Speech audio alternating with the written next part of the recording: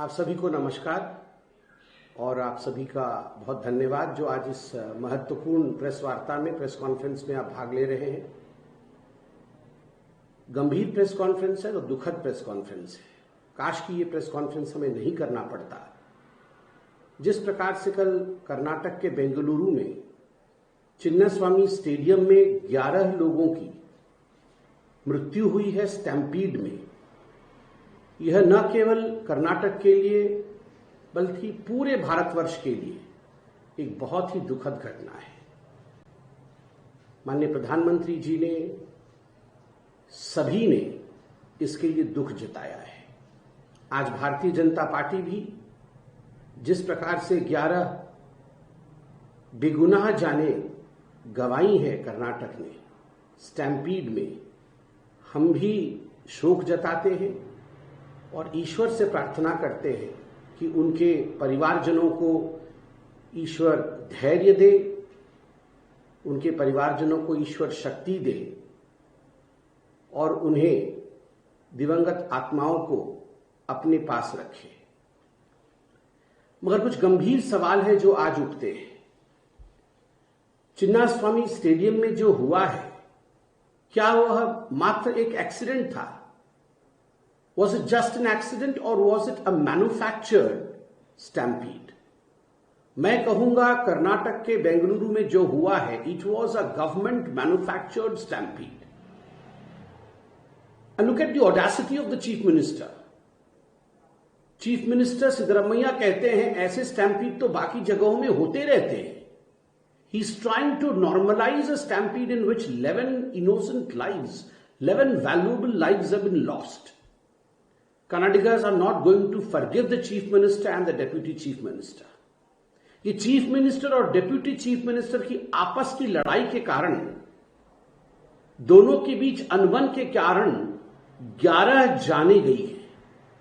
ना तो भारत क्षमा करेगा और ना ही कर्नाटक और बेंगलुरु क्षमा करेगा डीसीएम और सीएम को।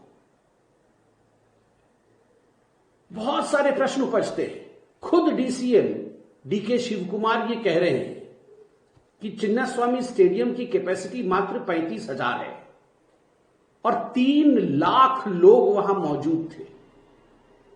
किस प्रकार से 3 लाख लोग मौजूद थे?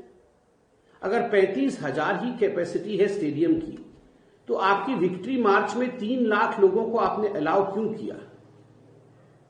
And the news that is coming out is, which in fact the government of Karnataka has to answer, that the police denied any kind of permission to hold such kind of victory march. Police ने कोई permission नहीं दिया इस victory मार्च के लिए, उसके बावजूद ये विक्ट्री मार्च कराई गई। किसके कहने पर कराई गई? अगर पुलिस ने परमिशन नहीं दिया, उसके बावजूद विक्ट्री मार्च किस प्रकार से हो सकता है? कौन जिम्मेदार है इस विक्ट्री मार्च के लिए? क्यों एक कोऑर्डिनेशन नहीं हुआ पुलिस और इवेंट ऑर्गेनाइजर्स के बीच में? अमूमन जब इस प्रकार के कार्यक्रम होते हैं जहां लाखों लोग शामिल होते हैं, स्वाभाविक है एक कोऑर्डिनेशन होना चाहिए। जो इवेंट ऑर्गेनाइज कर रहा है और जो पुलिस की टीम है, मेडिकल इमरजेंसी की टीम है, इनके बीच में कोई कोऑर्डिनेशन नहीं है। And the worst part was the felicitations continued. The felicitations continued while the deaths were happening. लोग मर रहे थे और यहां पे सेलिब्रेशन चल रहा था। लोगों के मरने पर उत्सव, ये पहली बार हिंदुस्तान में हुआ है। धिक्कार है डीके शिवकुमार जी, धिक्कार है चीफ मिनिस्टर सिद्धरामैया जी, जो आप कह रहे हैं ऐसे इंसिडेंट होते रहते हैं। आप मुस्कुरा रहे थे, you were smiling on the stage while people were dying under the stage. लोगों के डेड बॉडीज पे आप मुस्कुरा रहे थे। You are trying to buy PR stunts, you are trying to buy few petty PR points on the dead bodies of Kannadigas, on the dead bodies of innocent people. 11 people have lost their life. More than 50 people are badly and severely injured. Many of them are critical. I pray to the Lord that इनमें से कोई जान नहीं जाए, मगर फिर भी ये हकीकत है कि 50 लोग अभी भी घायल और बहुत लोग क्रिटिकल। उसके बावजूद फेलिसिटेशन चलता रहा। बीसीसीआई और आईपीएल के चेयरमैन धूमल साहब ने, मैंने इंटरव्यू में देखा टीवी में, उन्होंने कहा हमें इस इवेंट के बारे में कुछ पता नहीं। ऐसा नहीं है कि इससे पहले विक्ट्री मार्चेस नहीं हुई। हमने मुंबई में भी क्रिकेट जीतने पर विक्ट्री मार्च देखा। हमने देखा किस प्रकार से केकेआर, इन्होंने विक्ट्री परेड किया था जीतने के 2 दिन के पश्चात। एमआई ने विक्ट्री मार्च किया था 2 दिन के पश्चात। सीएसके ने विक्ट्री मार्च किया था जीतने के 3 दिन के पश्चात। और जब इंडिया T20 जीती थी तो मुझे याद है 5 दिन के बाद विक्ट्री मार्च हुआ था। ये 2 दिन, 3 दिन, 4 दिन, 5 दिन के बाद विक्ट्री मार्च क्यों होती है, उसी दिन क्यों नहीं होता है?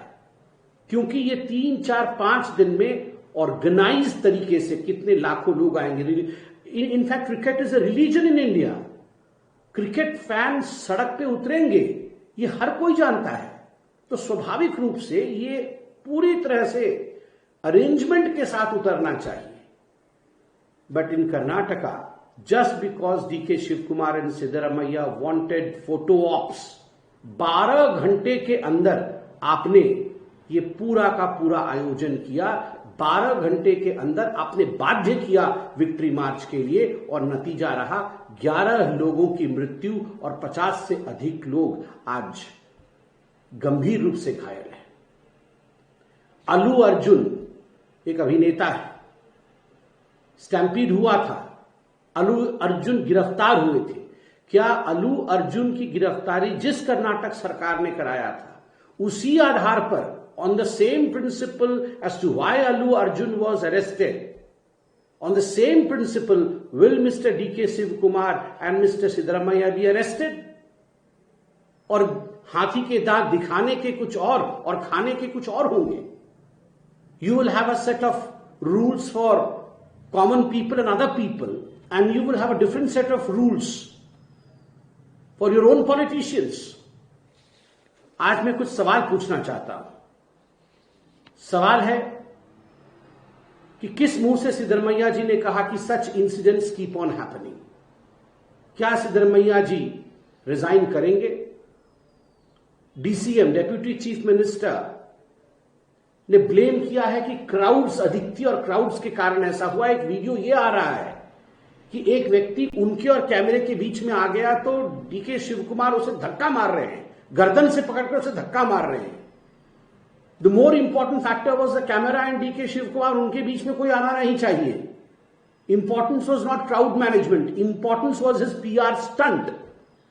तो क्या डीके शिव कुमार माफी मांग के रिजाइन करेंगे?